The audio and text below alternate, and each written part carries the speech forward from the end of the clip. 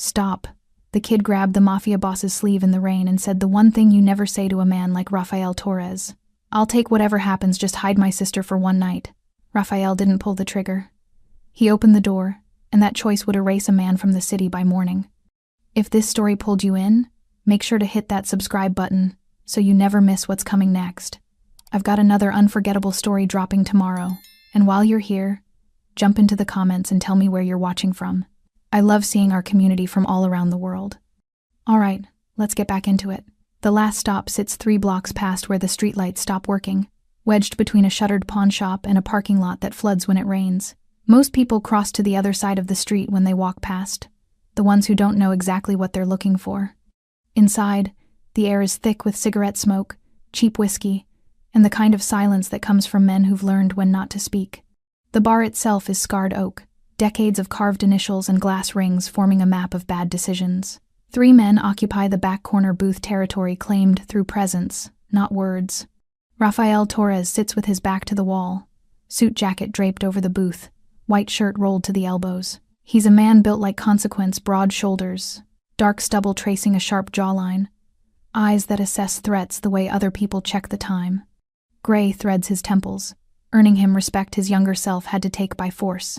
His hands rest steady around a glass of scotch he hasn't touched in 20 minutes.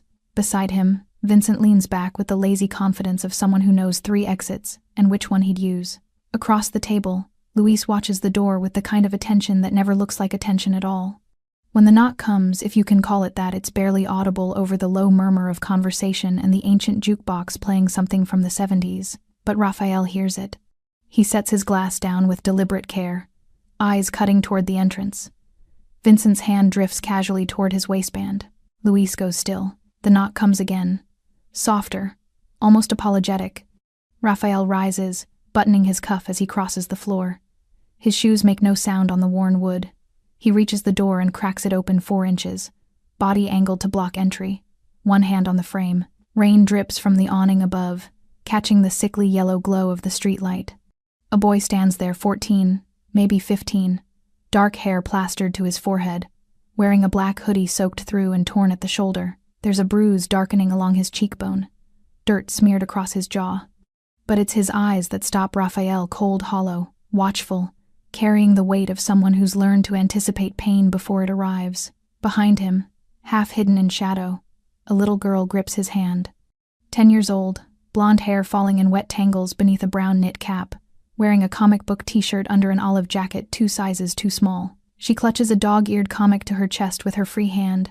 The page is warped from water damage. Her face is pale, eyes wide and unblinking. Rafael's gaze moves between them, reading the story written in wet clothes, shallow breathing, and the way the boy's body angles to shield the girl from view.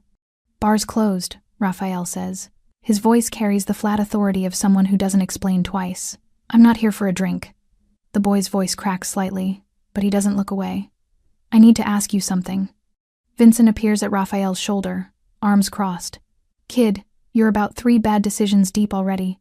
Turn around." The boy doesn't move. His jaw tightens, rainwater running down his face. "I know who you are. Then you know you should leave," Rafael says. "I will." The boy's hand tightens around his sister's. "After you hear me out," Rafael considers slamming the door. It would be the smart move, the safe one. Instead, he finds himself asking, "What do you want?" The boy swallows hard. When he speaks, every word sounds like it costs him something. "Can you hide my sister for one night?" The question hangs in the rain-soaked air between them. "That's it?" Vincent's tone is sharp with suspicion. "That's what you came here for?" "I'll leave," the boy continues, words spilling faster now. "I'll go back. I'll take whatever happens. His voice breaks. "I just need to know she's safe. One night. That's all I'm asking."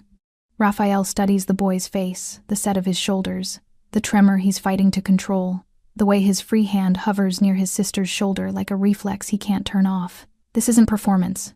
This is survival math, done by someone too young to be making these calculations. Then he looks at the girl.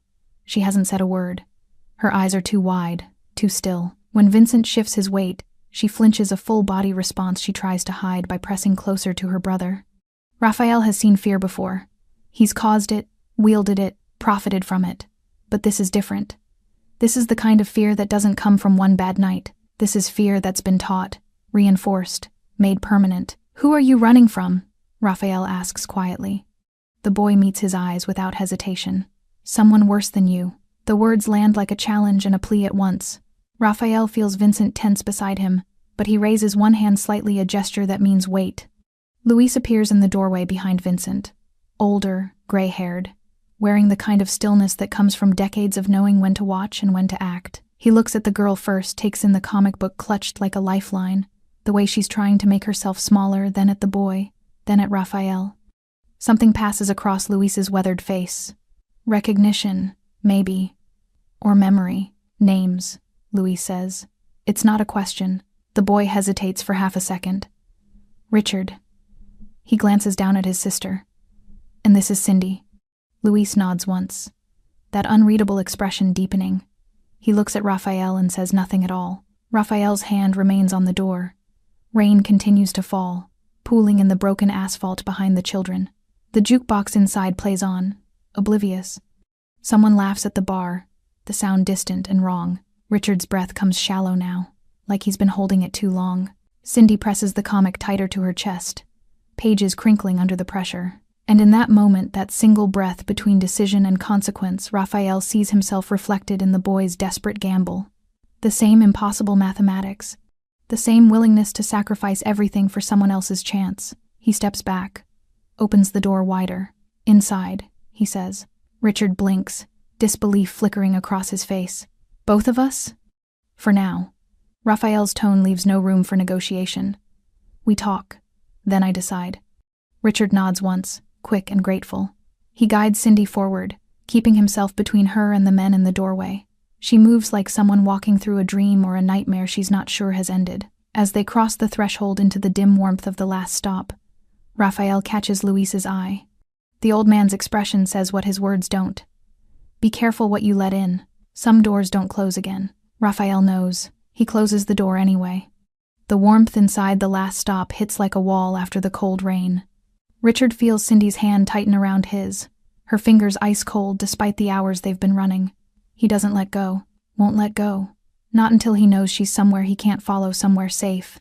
Raphael gestures toward a booth near the back, away from the handful of patrons nursing drinks in studied silence. The bar has gone quieter since they walked in. Eyes track their movement, not hostile exactly, but measuring, calculating. Richard guides Cindy into the booth first, sliding in beside her so he's closest to the aisle. Old habit. Always put yourself between her and whatever comes next. Raphael sits across from them. Movements unhurried. Economical. Up close, he's more intimidating than Richard expected. Not because of size, though he's broad-shouldered beneath the tailored shirt, but because of the stillness. The way he looks at you like he's reading a language you didn't know you were speaking. Vincent remains standing, arms crossed, positioned where he can see both the door and the booth. Luis disappears toward the bar without a word. "Water," Raphael says to no one in particular. A moment later, Luis returns with 2 glasses and sets them on the table. Cindy stares at hers like she's forgotten what it's for. Richard pushes it closer to her. "Drink," he says softly. She picks up the glass with both hands, movements careful, practiced, like someone who's been punished for spilling things. She takes small sips, eyes darting between Raphael and the exit. Raphael watches this exchange without comment. His face gives nothing away, but Richard can feel the assessment happening, the judgment forming. "You know my name," Raphael says finally. "That means you came here on purpose." "Yes," Richard admits. "Why?" "Because people are scared of you." Richard's voice is steadier now, the adrenaline settling into something harder. "I figured if she was with you, no one would." He stops, recalibrates. "I figured it would buy time." "Time for what?" Richard doesn't answer immediately. Cindy has set down her glass and gone back to clutching her comic book. The cover is torn, the pages swollen with moisture. He recognizes it, The Amazing Spider-Man, issue 248. She's read it so many times the spine is held together with tape. "Time for her to be somewhere he can't get to," Richard says. "He," Raphael repeats. "Got a name?" Richard's jaw works. Saying it out loud feels like giving it power. "Evan Cole." Vincent straightens slightly at the name. Raphael's expression doesn't change, but something shifts in the air, recognition, maybe, or context clicking into place. "Cole," Raphael says slowly. The debt collector, among other things, Richard mutters. Luis returns with a blanket-worn fleece, the kind that's been washed 100 times, and drapes it over Cindy's shoulders without asking permission. She flinches at first, then slowly pulls it tighter around herself. "Thank you," she whispers, the first words she's spoken since they arrived. Luis nods, something softening in his weathered face. He looks at Raphael. Kid's freezing. Raphael studies Cindy again, really looks at her this time. Takes in the way she sits with perfect posture despite exhaustion. The way she apologized with her whole body before saying thank you. The way her eyes track every movement in the room like she's cataloging exits. He's seen this before. Not in children, usually. In people who've learned that survival means anticipating violence before it arrives. "How do you know Evan Cole?" Raphael asks, his tone deliberately neutral. "He took us in after our mom died," Richard says. "Said it was temporary, just until we could figure things out." "When was that?" 6 months ago." Raphael's eyes narrow slightly. 6 months is a long time to wait before running. "I tried before." Richard's voice drops. "He found us. Said next time he'd make sure Cindy understood what happens when people don't follow rules." The words land heavy in the space between them. Vincent's expression hardens. Luis goes very still. Raphael leans back, fingers steepled in front of him. He's quiet for a long moment, the kind of silence that makes Richard's pulse spike because he can't read what's happening behind those dark, calculating eyes. "What happened tonight?" Raphael asks finally. Richard's hand finds Cindy's under the table. She's trembling now, the warmth and safety making the fear catch up to her all at once. "He said Cindy wouldn't cause problems anymore," Richard manages. "That he'd take care of it himself. I didn't." His voice cracks. "I couldn't let that happen. So you ran." "So I ran." Raphael's gaze shifts to Cindy. "Did he hurt you?" She doesn't answer, just pulls the blanket tighter, making herself smaller. "Cindy," Richard says gently, "it's okay. You can tell him." She shakes her head. Not in denial, but in something closer to paralysis. Like the question itself is dangerous. "It's all right," Luis says quietly from behind the bar. "You don't have to say anything you don't want to say." Raphael stands abruptly. Richard tenses, ready to bolt, but Raphael just turns toward Vincent. "Make a call," Raphael says. "I want to know everywhere Evan Cole does business. Who he answers to. Who owes him. Who he owes. Everything." Vincent nods and pulls out his phone, stepping away toward the front of the bar. Raphael looks back at Richard. "You said one night. That's all I'm asking for." "And then what? You go back to him?" "If that's what it takes to keep her safe, yes." The answer comes without hesitation, and Raphael sees it for what it is, not bravado, not martyrdom, but the cold arithmetic of someone who's already accepted the cost. "You're 14 years old," Raphael says. 15 next month. Richard lifts his chin. "Old enough to know what I'm doing. Old enough to make stupid decisions, you mean?" "Maybe." Richard's eyes don't waver. "But it's my decision to make." Raphael studies him for another long moment. Then he pulls out his phone and types something quickly. The response comes back almost immediately. He reads it, expression unreadable, then pockets the phone. "Cindy stays upstairs tonight," Raphael says. "There's a room above the bar. Clean, warm, locked from the inside." Relief floods Richard's face. "Thank you. I'll just..." "You stay outside." The relief evaporates. "What?" "You heard me." Raphael's tone leaves no room for argument. She goes upstairs. "You stay in the alley." "But..." "Not negotiable." Raphael crosses his arms. "You want her safe? This is how it works. On my terms." Richard's mouth opens, closes. He looks at Cindy, then back at Raphael, understanding dawning slowly. "It's a test. Okay," Richard says quietly. "Okay." Luis leads Cindy upstairs while Richard watches from the booth, every instinct screaming at him to follow. His hand hovers in the air where hers used to be, still warm from her grip. She looks back once before disappearing around the landing, eyes wide and uncertain, clutching that ruined comic book like it's the only thing tethering her to reality. "She'll be fine," Raphael says, reading the panic written across Richard's face. Luis has 3 daughters. He knows what he's doing. Richard nods but doesn't believe it. Can't believe it. He won't believe anything until morning comes and she's still breathing. Raphael gestures toward the door. Outside, the rain hasn't let up. If anything, it's gotten worse. A steady downpour that turns the alley into a river of oil-slicked water and trash. Richard steps out into it, feeling the cold soak through his already wet hoodie within seconds. Behind him, the door clicks shut, not locked, but closed. He moves to the wall opposite the bar, pressing his back against corrugated metal that rattles in the wind. From here, he can see the entrance, the mouth of the alley, and the fire escape that leads to the second floor. The window up there glows with warm light. He imagines Cindy inside, dry, safe, maybe even sleeping. The thought steadies him. Richard slides down until he's sitting in a puddle, knees drawn up, arms wrapped around himself. Water runs down his face, mixing with something that might be tears but could just be rain. Hard to tell anymore. Time moves strangely when you're cold and scared. Could be 20 minutes, could be an hour. Richard stopped shivering, which he knows from experience is a bad sign. Hypothermia doesn't announce itself with dramatics. It just takes you, quietly, the way everything dangerous does. A car slows at the end of the alley. Black sedan, windows tinted.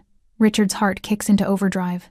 He presses harder against the wall, making himself smaller, invisible, willing the darkness to swallow him whole. The car idles for what feels like an eternity.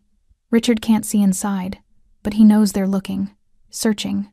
Evan always has people searching. He thinks about running, about leading them away from here, away from Cindy. But his legs won't cooperate, locked up from cold and exhaustion and the terrible certainty that if he moves now, they'll see him. And if they see him, they'll know where to look for her. So he stays frozen, barely breathing. The sedan's engine revs once, then it rolls forward, disappearing around the corner. Richard releases a breath he didn't realize he was holding. His whole body starts shaking, delayed reaction. Adrenaline crash. Something. He bites down on his sleeve to muffle the sound. Inside the last stop, shapes move behind the frosted glass. He wonders if Raphael saw the car. Wonders if he understood what it meant. Another hour passes. Maybe 2.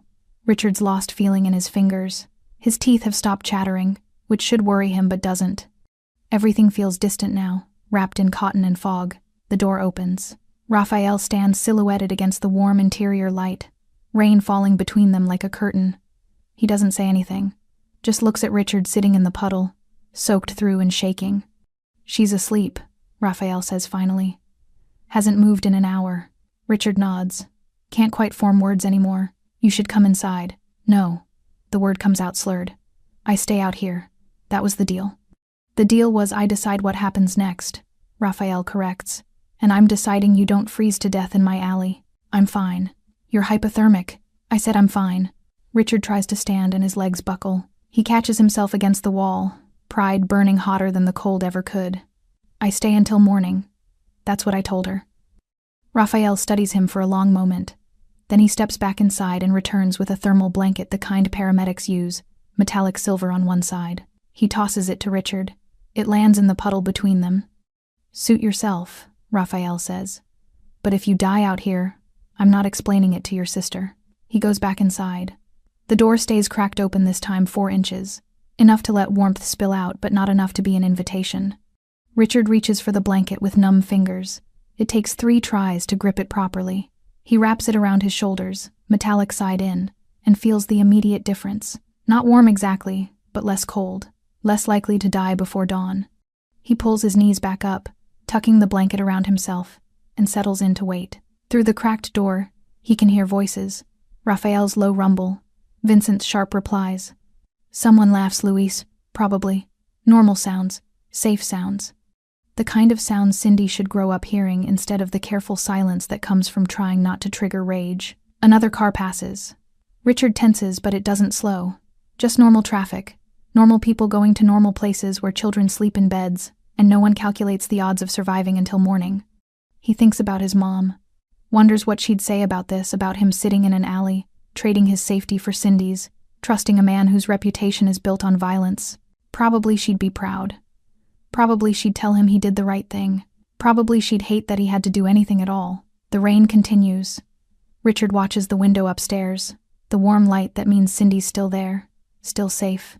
He counts his breaths in for 4, out for 4 the way his mom taught him when panic attacks used to swallow him whole. Inside the last stop, Raphael stands at the window overlooking the alley. Vincent joins him, following his gaze to where Richard sits, wrapped in silver, soaked through and stubborn. "Kid's got spine," Vincent says. "Stupid," but spine. Raphael doesn't respond. He's watching the way Richard's eyes never leave that upstairs window. The way his body remains coiled despite exhaustion, ready to move if threat arrives. He's watching a 14-year-old boy choose the cold over safety because a promise to his sister means more than survival. Raphael has seen soldiers break faster, grown men with reputations fold under less pressure. But this kid, this stupid, brave, desperate kid, sits in the rain counting minutes until morning because he said he would. "Get me everything on Evan Cole," Raphael says quietly. "Everything." Vincent nods and pulls out his phone. Raphael stays at the window, watching, waiting, testing. Dawn breaks gray and cold, the kind of morning that never quite decides to be day. Richard hasn't slept, can't sleep. Every sound in the alley jerked him back to alertness. Footsteps that turned out to be cats, engines that belonged to delivery trucks, shadows that were only shadows. But he's still here, still breathing, still waiting. The door opens wider this time. Luis stands there with a mug of something steaming and a towel draped over his arm. "Coffee," he says, extending the mug. "Black. Figured you could use it." Richard takes it with shaking hands, the heat almost painful against his frozen fingers. He brings it to his lips, bitter, strong, perfect. The warmth spreads through his chest like forgiveness. "Thank you," he manages. Luis nods toward the interior. "She's awake, asking for you." Richard's heart lurches. He sets down the coffee and starts to stand, legs protesting every movement. Luis catches his elbow when he stumbles, steadying him without comment. Inside, the bar looks different in morning light, smaller, more tired, the glamour of darkness stripped away to reveal worn wood and old stains. The jukebox sits silent. The bottles behind the bar catch weak sunlight through grimy windows. Raphael sits at a corner table, papers spread in front of him, phone pressed to his ear. He nods once at Richard acknowledgement, not greeting, and continues his conversation in low Spanish. Luis guides Richard toward the stairs. "Bathroom's first door on the left. Get yourself dry. I'll bring her down." Richard wants to argue, wants to see Cindy immediately, but Luis's expression makes it clear this isn't negotiable. He climbs the stairs on unsteady legs, each step an exercise in willpower. The bathroom is small but clean. Richard catches sight of himself in the mirror and barely recognizes what looks back, face gray with exhaustion, bruise on his cheekbone now purple-black, eyes hollowed out and ancient. He looks like someone who's been running for years instead of hours. He peels off the wet hoodie, wrings it out in the sink, and uses the towel Luis gave him to dry his hair and face. It doesn't help much, but it's something. Control where you can find it. When he returns to the main floor, Cindy is sitting in the booth they occupied last night. She's wearing clothes that don't belong to her, sweatpants rolled up at the ankles, a flannel shirt that swallows her small frame. Her hair has been brushed, pulled back in a simple ponytail. The comic book sits on the table in front of her, pages spread open to dry. She looks up when Richard approaches, and her whole face transforms. "Richard." He slides into the booth across from her, and she immediately reaches for his hands. Her fingers are warm now, clean. He can smell soap and something else, lavender maybe. Someone gave her real shampoo. "Are you okay?" they ask simultaneously, and despite everything, Richard almost smiles. "I'm okay," Cindy says. "Luis's wife came. Her name is Rosa. She brought clothes and breakfast and she didn't—" Cindy stops, searching for words. "She didn't ask questions. Just let me eat." Richard squeezes her hands. "Good. That's good. Did you really stay outside all night?" "I said I would." Her eyes fill with tears. "You didn't have to do that." "Yeah," Richard says softly. "I did." Raphael finishes his phone call and approaches their booth. He sets a plate in front of Richard. Scrambled eggs, toast, bacon. The smell makes Richard's stomach clench with sudden, desperate hunger. "Eat," Raphael says. It's a command, not a suggestion. Richard picks up the fork with numb fingers and starts eating. He doesn't taste it, just needs the fuel. Needs to stay sharp for whatever comes next. Raphael slides into the booth beside Cindy, maintaining careful distance. She doesn't flinch this time, Richard notices. Last night she flinched at everything. "Cindy," Raphael says, his voice gentler than Richard's heard it. "I need to ask you some questions. You don't have to answer anything you don't want to. Understand?" She nods, small and uncertain. "The clothes Rosa brought you, those fit better than what you were wearing?" "Yes." Her voice is barely a whisper. "When's the last time someone bought you clothes that fit?" Cindy's brow furrows. "I don't. Before Mom died. Evan said we had to make do with what we had. Said we didn't need charity." Raphael's jaw tightens almost imperceptibly. Did Evan have rules? Things you had to do? Lots of rules. The words come easier now, like she's relieved someone finally asked. We couldn't leave without permission. Couldn't make noise after 8. Had to ask before eating anything. Had to clean everything twice because he said we were dirty, and dirty people don't deserve. She stops abruptly, realizing she said too much. It's okay, Raphael says. You're doing fine. Did Evan ever hurt you? Cindy looks at Richard, panic flashing across her face. He nods slightly. It's okay. You can tell him. And she turns back to Raphael. He said discipline wasn't the same as hurting. That Mom let us get away with too much and that's why we were. She trails off, fingers picking at the edge of her comic book. That's why you were what? Raphael prompts gently. Broken, Cindy whispers. He said we were broken, and he was fixing us. The silence that follows is sharp enough to cut. Vincent, standing near the bar, goes very still. Luis sets down the glass he was cleaning with more force than necessary. Raphael's expression doesn't change, but something cold settles behind his eyes. The kind of cold that has nothing to do with temperature, and everything to do with decision. Richard, Raphael says, not looking away from Cindy. What did Evan do when you tried to run before? Richard sets down his fork, appetite gone. Found us at the bus station, took us back, made Cindy. He swallows hard. Made her stand in the corner for 8 hours. No sitting, no bathroom. Said next time he'd make it a full day. In the basement, in the dark. Cindy's whole body goes rigid at the memory. Her breathing quickens, shallow and fast. Hey, Richard says quickly, reaching across the table. Hey, you're here now. Not there, here. She nods, but can't seem to slow her breathing. Rosa appears from somewhere with a glass of water, setting it down gently. Small sips, Mija. You're safe. Raphael watches this unfold the practiced way Richard talks Cindy down, the method to his comfort, the familiarity of crisis. He's done this before, many times. These aren't children learning to cope with trauma. These are children who've built their entire existence around surviving it. Raphael stands, pulling out his phone. He walks to the far corner and makes a call. Voice too low to hear but tone unmistakable. Find him. Now. When he returns, his decision is already made. He just hasn't told them yet. You're staying, Raphael says simply. Both of you. Until this is handled. Richard's eyes widen. We can't. You're staying, Raphael repeats. And this time it's not an offer. It's protection. Richard wants to argue. Every instinct tells him that accepting help means owing something, and owing something means leverage, and leverage means control. That's how it worked with Evan. That's how it always works. But Cindy's hand is still trembling in his, and the exhaustion sitting in his bones tells him he can't run anymore. Not today. Maybe not ever. Until this is handled, Richard repeats, testing the words. What does that mean? Raphael pulls out a chair, sitting so he's at eye level with Richard instead of towering over him. It's a deliberate choice, and Richard recognizes it for what it is, an attempt to make this feel less like a threat. It means I need to understand what we're dealing with, Raphael says. So I need you to tell me everything. Start from the beginning. Richard glances at Cindy. She's focused on her comic book now, fingers tracing the familiar panels like a prayer. He knows she's listening, though. Always listening. Always aware. Our mom got sick last year, Richard begins, voice flat. Factual. Easier that way. Lung cancer.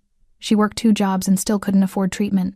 By the time they found it, it was already stage 4. Raphael nods, not interrupting. She tried to keep working as long as she could, but near the end, she couldn't anymore. Bills piled up. Rent, medical, everything. Richard's jaw tightens. She borrowed money from people she shouldn't have. Evan Cole, Raphael says. Yeah. He seemed normal at first. Nice, even. Told her not to worry about payments until she was better. Brought groceries a couple times. Checked in. Richard's voice hardens. Mom thought he was a friend, but he wasn't. No. The word comes out bitter. He was collecting something else. Information. Access. He knew everything about us, where we lived, where Cindy went to school, my work schedule at the grocery store. Everything. Vincent moves closer, arms crossed, listening intently. Luis has stopped even pretending to work, attention fully on Richard. When Mom died, Evan showed up at the hospital. Richard continues. Said we couldn't stay in our apartment because Mom was 3 months behind on rent. Said he owned the building. Turns out that was true. He gave us 2 options. Foster care, split up, different homes, or stay with him temporarily, stay together, work off Mom's debt. How much debt? Raphael asks. 12,000, plus interest. Richard laughs, but there's no humor in it. I'm 15. I make $9 an hour bagging groceries 15 hours a week. Do the math. Raphael's expression darkens. Indentured servitude. He called it an arrangement. Said once we paid it off we could leave, get our own place, be a family again. Richard's hands curl into fists on the table. I knew it was bullshit, but Cindy was terrified of foster care, terrified of being separated, so I said yes. Cindy's fingers stop tracing the comic panels. She's staring at the table now, very still. The rules started immediately, Richard says. Little things at first. Curfew, chores. Ask permission before eating. Normal stuff, or at least stuff that sounded normal when he explained it. But then they got more specific. More controlling. Like what? Raphael's voice remains even, but there's steel beneath it. Richard looks at Cindy, then back at Raphael. We had to account for every minute we weren't home. Had to show him our phones every night, texts, calls, everything. If we broke a rule, we got discipline. Time in the corner, extra chores, missed meals. He kept a ledger. Every mistake added to the debt. Every broken dish, every minute late, every time we talked back. Vincent swears under his breath. Raphael silences him with a look. After 2 months, the debt went from 12,000 to 18,000. Richard continues. I couldn't figure out how. He showed me the ledger once had everything itemized. Said we were expensive to keep. Said we should be grateful he didn't throw us out. Did you try to report him? Luis asks from behind the bar. To who? Richard's laugh is sharp. He made sure we understood that nobody would believe us. He's respected in the neighborhood, owns properties, sits on the church council, donates to the police benevolent fund. Who's going to believe 2 kids with a dead junkie mom his words over him? Raphael's phone buzzes. He glances at it, types something quickly, then returns his attention to Richard. What changed? What happened last night that made you run? Richard's face goes pale. He looks at Cindy, who's pulled the flannel shirt tighter around herself, making her small frame even smaller. Tell him, Cindy whispers. It's okay. Richard takes a shaky breath. Yesterday, Cindy spilled juice at breakfast. Accident. The glass slipped. But Evan... He stops, swallows hard. He lost it. Started screaming about waste and disrespect and how we never learn. Made her clean it up with her bare hands even though there was broken glass. Her fingers were bleeding. Cindy holds up her right hand.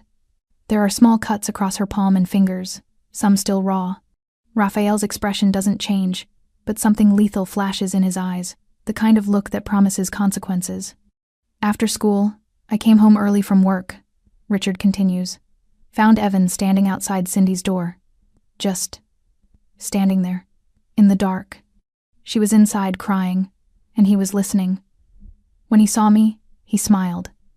Said Cindy needed to learn about consequences, about what happens when little girls cause problems. What did he mean? Raphael asks quietly. I don't know. I didn't wait to find out. Richard's voice cracks.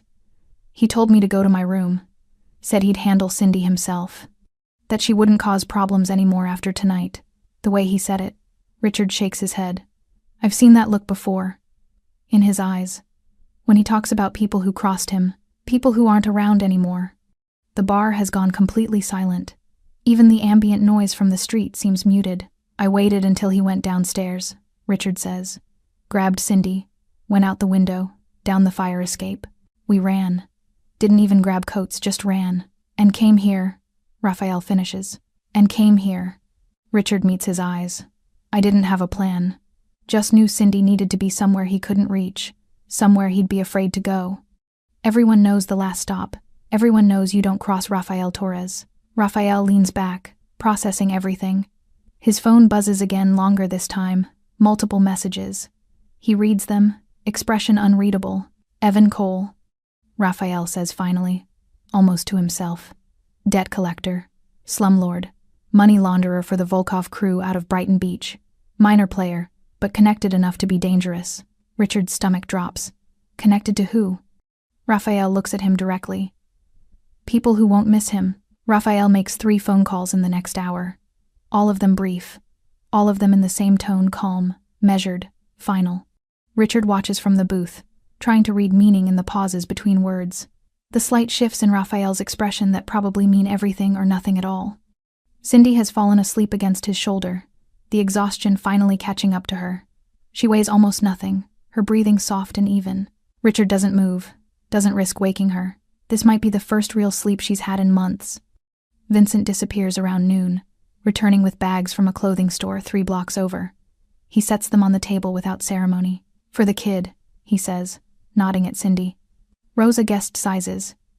If they don't fit, she'll exchange them. Richard stares at the bags. You didn't have to. Yeah, we did, Vincent interrupts. Can't have her walking around in Luis's daughter's hand-me-downs forever. There's something careful in the way he says it. Not charity, not pity, just matter-of-fact problem-solving.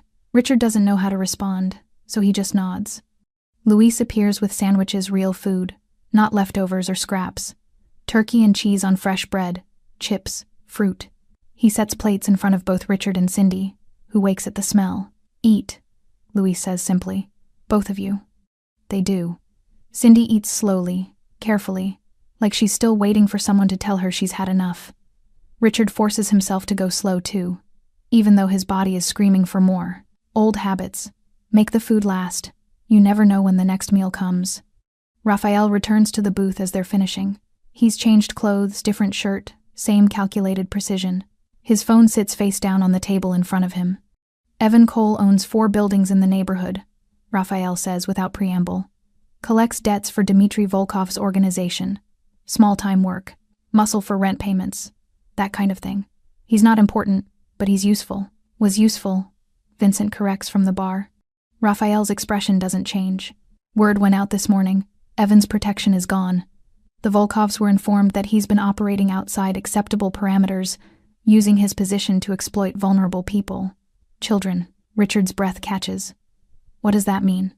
It means the people who tolerated him because he was useful now see him as a liability, Raphael explains.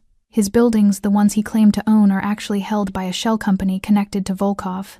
As of this morning, that shell company has new management. Evan no longer has access. His contacts? Vincent adds. The people who used to nod when he walked by? They don't see him anymore. Orders from the top. Luis wipes down the bar with methodical strokes. Man like Evan, he's got nothing without his network. No protection, no leverage, no reputation. Richard tries to process this. So you just, what? Made him disappear? Not disappear, Raphael corrects. Isolated. There's a difference. Cindy's looking between them, trying to understand. Is he gone? Is he coming back? Raphael turns his attention to her, his voice gentler. He can't touch you anymore. He can't touch either of you. That part's done. But where is he? Richard presses. Raphael's phone buzzes. He glances at it, reads something, then looks back at Richard. Right now? Discovering that his landlord wants him out by end of week, that his loan payments are all being called in early, that the protection he thought he had doesn't exist anymore. His bank account's frozen, Vincent says. Penalties for code violations on his properties, health department citations, fire marshal complaints. Amazing how many problems show up when people actually look. None of it traceable, Luis adds quietly. Just bad luck. Just the world finally catching up. Richard feels something loosen in his chest. Relief mixed with disbelief. You did all that in one morning? We made some calls, Raphael says. The rest handles itself. Fear has momentum once you set it in motion. There's a weight to those words that makes Richard understand this isn't the first time Raphael's done this. Maybe not even the 100th. This is how power actually works, not with guns or violence, though those exist in the background like punctuation, but with phone calls, with leverage, with the quiet dismantling of someone's entire world while they're still standing in it. What happens to him? Cindy asks, voice small. Raphael considers the question carefully. He'll leave, probably within the week. Men like Evan don't stay where they're not wanted. Too much pride. He'll go somewhere else, try to rebuild. Maybe he succeeds. Maybe he doesn't. That's it? Richard can't hide his disbelief. After everything he did, what do you want? Raphael's tone isn't challenging, just curious.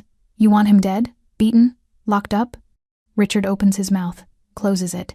He doesn't know what he wants. Part of him wants to see Evan suffer the way they suffered. But another part, the part that's been protecting Cindy for 6 months, just wants him gone. Erased. Like he never existed. I want him to never hurt anyone else, Richard says finally. Then this is better, Raphael says. Dead men become martyrs. Beaten men want revenge. But a man who loses everything and doesn't even know who took it? That's true consequence. That's walking around as a ghost, wondering which mistake finally caught up. Cindy leans against Richard again, processing this. So we're safe?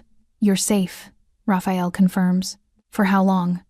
Richard's learned not to trust promises. Raphael meets his eyes. As long as you're here, you're under my protection. That's not temporary. That's permanent. Anyone who touches you answers to me. That's the message that went out this morning. Everyone who matters heard it. Vincent nods from the bar. The neighborhood knows. The Volkovs know. Even the cops who used to look the other way for Evan, they know too. Richard wants to ask what this costs, what Raphael expects in return. Because nothing's free, everything has a price. That's the first lesson Evan taught them. But before he can speak, Luis sets down 2 keys on the table. Upstairs apartment, he says. 2 bedrooms, furnished. Yours as long as you need it. Richard stares at the keys like they might explode. We can't pay. Nobody asked you to. Luis interrupts gently. This isn't a transaction. This is what we're doing. Cindy picks up one of the keys, turning it over in her small hands. Really? Really, Raphael says. And for the first time since their mother died, Richard lets himself believe that maybe, just maybe, they'll be okay. The apartment above the last stop smells like fresh paint and old wood. 2 bedrooms, a bathroom with a shower that actually has hot water, and a kitchen area with a refrigerator that hums steadily, proof that it works. The furniture is mismatched but clean. A couch that sags in the middle, a table with 4 chairs, beds with actual frames. Cindy stands in the doorway of the smaller bedroom, staring at the bed like she's forgotten what it's for. There are sheets, clean ones, still crisp from the package. A pillow, a blanket folded at the foot. This is mine? She asks, voice barely above a whisper. This is yours, Richard confirms, throat tight. She walks in slowly, sets her comic book on the nightstand, then sits on the edge of the bed, tests it with her weight, lies back, stares at the ceiling. Richard, she says. Yeah? It's soft. He has to turn away so she doesn't see his face. Yeah, Cindy. It's soft. She falls asleep within minutes, still wearing Rosa's borrowed clothes, not even under the blanket. Just exhaustion finally permitted to exist. Richard watches from the doorway for a long moment, memorizing this, his sister safe, sleeping without fear, in a bed that belongs to her. Then he closes her door softly and returns to the living room. Raphael is standing by the window, looking down at the street below. He hasn't left since they came upstairs an hour ago, hasn't explained why he's still here. Richard doesn't ask, doesn't want to break whatever fragile truce they've found. She went down fast, Raphael observes without turning around. She hasn't slept through the night in months, Richard says. Even before last night. Evan's apartment, we could hear everything. Every footstep, every door. We learned to sleep light. Raphael nods, something in his posture shifting. I had a sister once, he says quietly. The past tense lands heavy between them. Richard doesn't know what to say, so he says nothing, just waits. Younger than me by 5 years, Raphael continues, still watching the street. Anna. She had this laugh, the kind that made everyone else laugh too, even if they didn't get the joke. He pauses. Our father drank. Our mother worked nights. I was supposed to watch her, keep her safe. Richard's chest tightens. He knows where this is going. I was 16. Thought I knew everything. Thought I was tough enough, smart enough. Raphael's jaw works. One night, I left her alone to meet friends. Told her I'd be back in an hour. Told her to lock the door. The silence stretches. Outside, a car alarm goes off, distant and insistent. Our father came home drunk, Raphael says. Started breaking things. Anna called me, but I was too far away, too late. His hands curl into fists at his sides. By the time I got back, the neighbors had called the police. Anna was in the hospital. Broken ribs, fractured skull. Richard's breath catches. Did she? She lived, Raphael says. Barely. Social services took her. Put her in foster care while our father went to prison. I thought, He stops, recalibrates. I thought that meant she'd be safe, that the system would protect her. But it didn't, Richard says softly. No. Raphael finally turns from the window. His eyes are dark, haunted by something that happened decades ago but never really left. She ran away at 14. Got involved with the wrong people. Drugs. Bad men. I tried to find her. Spent years trying. By the time I did, it was too late to save her. Could only make sure the people who hurt her paid for it. The weight of that statement settles over the room like smoke. I built everything I have now on one principle, Raphael says. Power without protection is just violence. But protection without power is just hope. And hope doesn't keep people safe. Richard understands now why Raphael opened the door last night. Why he made those phone calls. Why keys to an apartment appeared without negotiation or price. This isn't charity. This is restitution for a debt that can never actually be paid. When you showed up last night, Raphael continues, asking me to hide your sister for one night. He shakes his head. That wasn't a request for shelter. That was you handing me responsibility, trusting a stranger to do what you couldn't do alone. I didn't have a choice, Richard says. There's always a choice. You chose to trust me instead of running until you collapsed, instead of hoping it would work out. Raphael moves to the couch, sits heavily. That kind of trust is dangerous. People like me, we don't get that often. Don't deserve it usually. You could have closed the door, Richard points out. Yeah. Raphael looks at him directly. I could have, but you didn't. No, I didn't. They sit with that for a moment, the choice made, the line crossed, the understanding that whatever this is now, it's not temporary. One night became one morning, became one afternoon, became something neither of them knows how to name yet. What happens now? Richard asks. Now, Raphael says, you and Cindy stay here. You eat, sleep. Stop looking over your shoulders every 5 seconds. Give your bodies time to remember what safe feels like. And then we figure out the rest. Raphael stands, straightening his shirt. School for Cindy. Work for you if you want it, real work. Not $9 an hour at a grocery store. Something that teaches you skills, gives you options. Richard's defenses go up immediately. I don't want charity. Good. I'm not offering it. Raphael's tone is matter of fact. I'm offering opportunity. What you do with it is up to you. You want to work? Work. You want to save money and get your own place eventually? Do that. I'm not keeping you here. I'm giving you time to figure out what comes next without someone breathing down your neck. Why? The question comes out harder than Richard intends. Why do any of this? You don't know us. We're nobody. Raphael moves toward the door, pauses with his hand on the knob. My sister was nobody too. Just another kid the system failed. Another statistic. He looks back at Richard.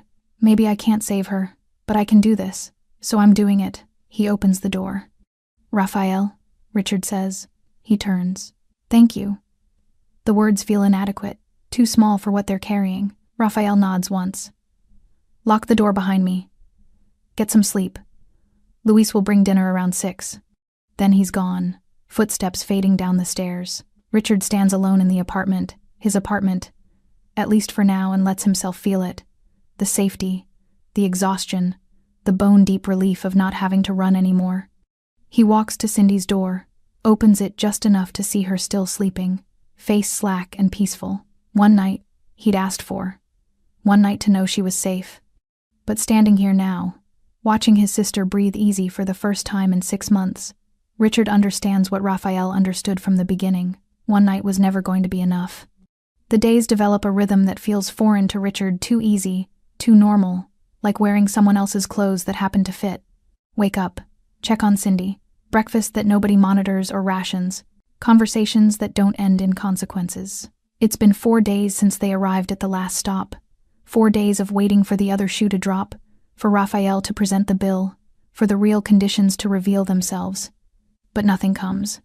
Just Luis bringing groceries, Rosa checking in with Cindy, Vincent nodding at Richard when they pass in the hallway. No ledger, no rules, no debt accumulating in the silence.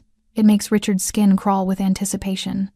On the 5th morning, Raphael appears at their door just after breakfast. Richard tenses immediately. Here it comes. The real ask, the actual cost. But Raphael just gestures toward the stairs. Walk with me, he says. They end up on the street outside the last stop, early sun cutting through the buildings, Traffic already building toward midday chaos. Raphael walks slowly, hands in his pockets, not saying anything for a full block. Finally, you're waiting for the trap. Richard doesn't deny it. Everything costs something. You're right. Raphael agrees. Everything does.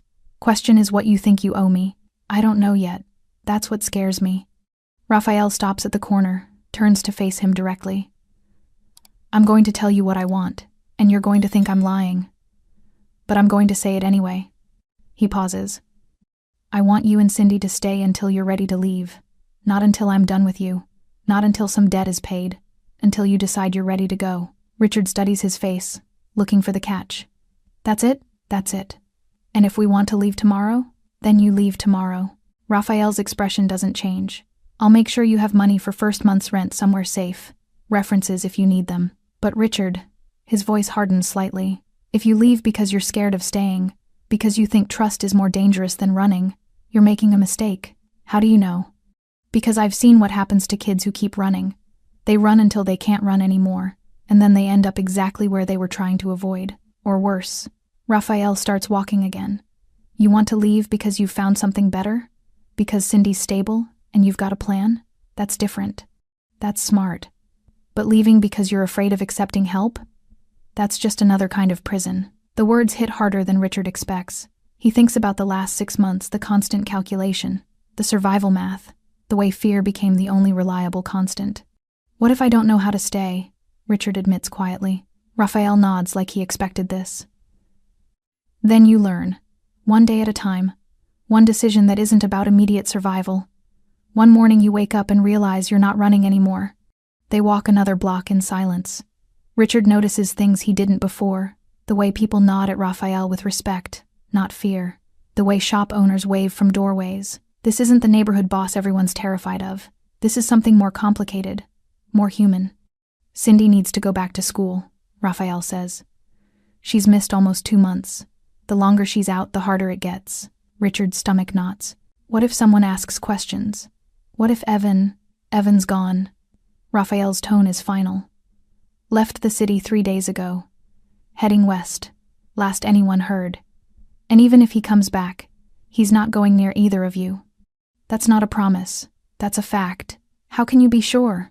Because I made it clear what happens if he does. Raphael stops at a crosswalk, waits for the light. And because men like Evan are cowards, they hurt people who can't fight back. The moment there's real consequence, they fold. He's gone, Richard. For good. The light changes. They cross. School means paperwork, Richard says. Guardianship papers. Proof of address. We don't have. I have a lawyer, Raphael interrupts. Good one.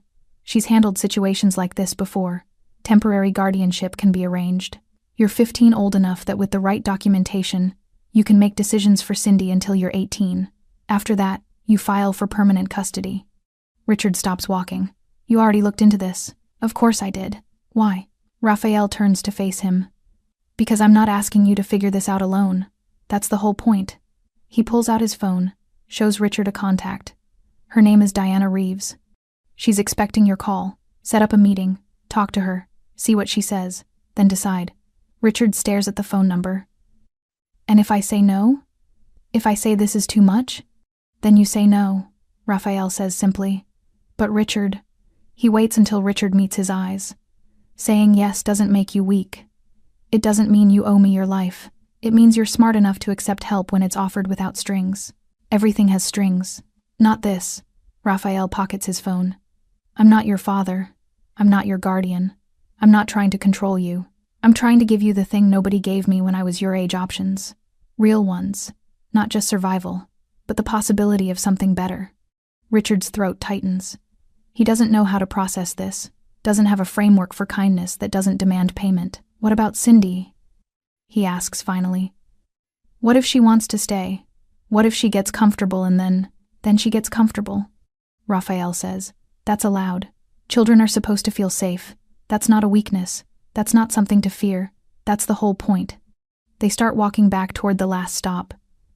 Richard's mind is racing, trying to find the angle, the hidden cost. The moment this becomes another version of Evan's ledger, but he can't find it. And that terrifies him more than anything. I need to think about it, Richard says. Take your time. Raphael opens the door to the bar. Talk to Cindy, see what she wants, then decide together. Whatever you choose, I'll support it. Richard climbs the stairs to their apartment, head spinning with possibilities he's been too afraid to imagine. Inside, Cindy is drawing at the kitchen table, actually drawing, not just staring at her comic book using markers Rosa brought yesterday. She looks up when he enters. Where did you go? Talking with Raphael. Richard sits across from her, watches her add color to what looks like a superhero. He wants to help us stay, get you back in school. Make things official. Cindy's hand stills. What do you want? It's the first time anyone's asked him that in 6 months. Maybe longer. I don't know, Richard admits. What do you want? She looks around their apartment, the soft bed, the full refrigerator, the markers spread across the table. I want to stop being scared all the time. Yeah, Richard says softly. Me too. Can we stay? Her eyes are hopeful and terrified at once. Is that allowed? Richard thinks about Raphael's words, about choices that aren't just survival, about the possibility of something better. Yeah, he says finally. I think maybe it is. The lawyer's office smells like leather and old paper. Diana Reeves is younger than Richard expected, maybe 40, sharp-eyed, wearing a blazer that probably costs more than he made in 3 months at the grocery store. She doesn't talk down to him, doesn't treat him like a charity case or a problem to solve. She treats him like a person making important decisions. Temporary guardianship is straightforward in situations like yours, she explains, sliding papers across her desk. You're 15, almost 16. Cindy is your biological sister. With proper documentation and character references, we can establish you as her legal guardian until you reach 18. After that, we file for permanent custody. References, Richard repeats. From who? Raphael has offered to provide one. Luis and Rosa as well. I'll also need documentation from Cindy's school once she's enrolled showing stable attendance and environment. Diana leans back in her chair. The court wants to see that Cindy is in a safe, consistent situation with someone capable of caring for her. You've been doing that for 6 months already. We just need to make it official. Cindy sits beside Richard, quiet but present. She insisted on coming to this meeting, wanted to be part of the decision. What if they say no? Cindy asks. What if they take me away? Diana's expression softens. That's not going to happen. You're not in danger. Your brother has proven he can care for you. The system doesn't separate siblings unnecessarily, especially when one is old enough and willing to take responsibility. She pauses. I've handled dozens of cases like this. I know what I'm doing. Richard wants to believe her, wants to trust that bureaucracy can work in their favor for once instead of grinding them down. How long does it take? He asks. 4 to 6 weeks for temporary guardianship. Permanent custody hearing would be scheduled within 6 months after you turn 18. Diana slides another document forward. In the meantime, I'm filing for emergency educational placement for Cindy. She'll be enrolled at PS 118, good school, 2 blocks from where you're staying. Fresh start, fresh start. The words feel impossible and necessary at once. They sign papers, answer questions, provide information that feels too personal but necessary. Diana handles everything with efficient kindness, never rushing, always explaining. When they leave an hour later, Richard feels lighter and heavier at once. Lighter because something is actually happening, official, legal, real. Heavier because it means committing to staying, to trusting that this won't fall apart. That wasn't so bad, Cindy says as they walk back toward the last stop. No, Richard agrees. It wasn't. Richard? She tugs his sleeve. Are we really going to be okay? He looks down at her, 10 years old, blonde hair pulled back in a ponytail Rosa taught her to make, wearing clothes that actually fit, face cleaner and fuller than it's been in months. She looks like a kid again instead of a survivor. Yeah, Cindy, he says. I think maybe we are. That evening, Luis cooks dinner upstairs in their apartment, says Rosa's teaching him some new recipe, and he needs guinea pigs. The kitchen fills with the smell of garlic and tomatoes and something baking. Vincent shows up with bread. Raphael appears with wine for the adults and juice for Cindy. It feels accidental, this gathering, but Richard suspects it's anything but. This is intentional inclusion, deliberate family. They eat at the small table, plates crowded together, conversation flowing easily. Luis tells a story about his daughters when they were young. Vincent complains about a supplier. Raphael listens more than he talks, but when he does speak, people pay attention. Cindy eats slowly, savoring everything. occasionally looking around like she's checking if this is real. Halfway through dinner, Vincent says something Richard doesn't even catch what, and Cindy laughs. Not a polite chuckle, not a nervous giggle. A real laugh, bright and sudden and completely unself-conscious. The entire table goes still. Cindy notices the silence and stops mid-laugh, face flushing. Sorry, Don't apologize, Rosa says quickly, appearing from the kitchen. That's a beautiful sound. Cindy looks uncertain, but Luis grins. See? Told you my cooking was that good. The tension breaks. Conversation resumes. But Richard catches Raphael's expression across the table, something raw and unguarded, there and gone in a moment. This is what Raphael lost. What he couldn't save. What he's been trying to make right ever since. After dinner, Vincent and Luis clean up despite Richard's protests. Rosa takes Cindy into the living room, showing her something on her phone, pictures of her daughters, maybe, or recipes. Richard can't tell. Raphael steps onto the small balcony overlooking the street. Richard follows after a moment, uncertain but compelled. They stand side by side in the evening air, watching traffic pass below, the city settling into its nighttime rhythm. Thank you, Richard says. It's inadequate, but it's all he has. You already said that, Raphael replies. I mean it more now. Raphael nods slowly. When Cindy laughed tonight, he stops, recalibrates. That's what matters. Not the paperwork, not the apartment, not any of it. That moment when she remembered how she hasn't laughed like that since before Mom died, Richard says quietly. I know. Raphael's voice is rough. That's what I'm trying to give you both.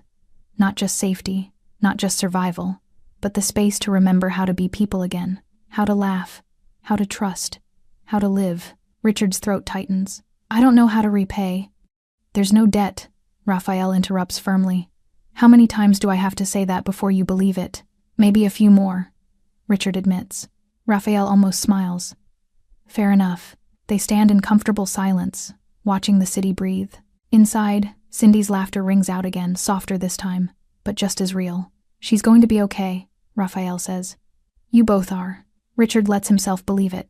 Just for tonight. Just for this moment. Yeah, he says. Maybe we will. Cindy starts school on a Monday morning with a backpack Rosa picked out and supplies Luis bought. She's nervous. Richard can see it in the way she grips his hand too tight, but she walks through the doors anyway. Richard watches until she disappears inside, then turns to find Raphael waiting by the car. She'll be fine, Raphael says. I know. Richard doesn't move. Doesn't make it easier. No, it doesn't. They drive back to the last stop in silence. Richard has started working there, officially helping Luis with inventory, learning basic bookkeeping, understanding how a business actually runs. It's not glamorous, but it's honest, and it's teaching him skills that matter. The apartment above the bar has become home in ways Richard didn't expect. The couch sags in familiar places now. Cindy's drawings cover the refrigerator. Their routine has worn grooves into the day's breakfast at 7, Cindy to school, Richard to work, dinner together, homework at the kitchen table, sleep that comes easier each night. 2 months pass this way, then 3. The temporary guardianship comes through without complications. Cindy thrives at school, makes friends, joins an art club, starts smiling reflexively instead of carefully. Richard saves money, learns, stops flinching at unexpected sounds. They don't see Evan Cole again, don't hear his name. It's like he was erased from existence, and maybe in the ways that matter, he was. Raphael remains constant but distant, present without hovering, protective without controlling. He checks in, offers guidance when asked, provides opportunities but never demands. It's the kind of relationship Richard never knew was possible with someone who holds power. One evening in late spring, Richard finds Raphael in the bar after closing. He's alone, going through receipts, reading glasses perched on his nose, making him look older and somehow more human. Got a minute? Richard asks. Raphael looks up, gestures to the seat across from him. What's on your mind? Richard sits, nervous despite months of safety. Cindy and I have been talking about the future, about what happens when I turn 18, and I think, Richard takes a breath, I think we want to stay, not forever necessarily, but longer, until we're actually ready, until Cindy's older and I've saved enough to give us real stability. Raphael removes his glasses, sets them aside. You're sure? You're not staying because you think you owe me? I'm staying because this is the first place that's felt like home since Mom died, Richard says honestly. Because Cindy's happy. Because I'm learning things I couldn't learn anywhere else. Because you gave us a chance when nobody else would? He pauses. That's not debt. That's gratitude. Raphael nods slowly. Then you stay. Long as you need. Thank you. Stop thanking me. But there's no heat in it. Just acceptance. Richard stands to leave, then hesitates. Raphael, that first night when I asked you to hide Cindy, did you know? Did you know you'd say yes? Raphael considers the question carefully. No. I almost said no. Almost closed the door. But then I looked at you, really looked, and I saw someone willing to sacrifice everything for someone else's chance. That kind of love is rare. It deserved more than a closed door. I wasn't brave, Richard says. I was terrified. Bravery is being terrified and doing it anyway. Raphael replies. You stood in the rain all night because you promised your sister you would. That's not weakness. That's the strongest thing I've ever seen. The words settle between them, acknowledgement, respect, understanding. Richard returns upstairs to find Cindy already in pajamas, comic book open on her lap. She looks up when he enters. Everything okay? She asks. Yeah. Richard sits beside her. Everything's good. She leans against him, comfortable and trusting. I like it here. Me too. Do you think Mom would be proud of us? Richard's throat tightens. Yeah, Cindy, I think she'd be proud. They sit together in the soft lamplight, the sounds of the city filtering through open windows. Somewhere below, Luis locks up the bar. Down the street, traffic moves in familiar patterns. Above them, the apartment that became home holds their new beginning. One night changed everything. One desperate gamble became a foundation. One moment of trust transformed into a future neither of them dared imagine. Raphael stands at the window downstairs, looking up at the apartment where light glows warm. He thinks about Anna, about failure and redemption and the impossibility of fixing the past, about the weight of responsibility and the strange grace of second chances. He couldn't save his sister, but he saved these children, and maybe, just maybe, that's enough. Sometimes protection comes from unexpected places. Sometimes one night becomes forever. And sometimes the most dangerous men are the ones who understand what it really costs to keep someone safe. Richard and Cindy sleep soundly that night, wrapped in safety they've finally learned to trust. Above the last stop, in a neighborhood that knows how to protect its own, two children remember what it feels like to simply be children again. And that all of that started with a boy standing in the rain, asking a stranger for one night. Just one night. It was always going to be more. Thanks for staying with this story right till the final moment. You're the reason these stories come alive. If you're ready for another powerful journey, just tap the next video on your screen. And before you go, leave a quick comment and rate this story from 1 to 10. I'm excited to see your thoughts and connect with you down there.